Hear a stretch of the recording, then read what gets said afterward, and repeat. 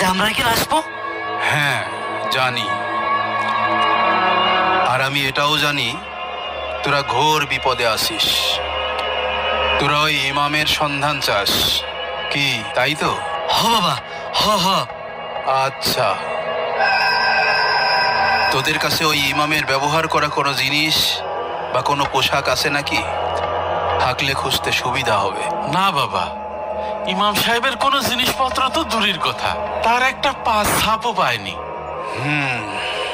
ঠিক আছে, যা করার আমিই করব। আমি কাল তোদের মসজিদের সামনে চলে আসব। তোরা চিন্তা করিস না, ওই ইমাম যে গর্তেই লুকাক না কেন, আমি ওকে টেনে হিসড়ে বের করে আনবো। তোরা এখন নিশ্চিন্তে বাড়ি যা। ঠিক আছে বাবা, ঠিক আছে, এই চল।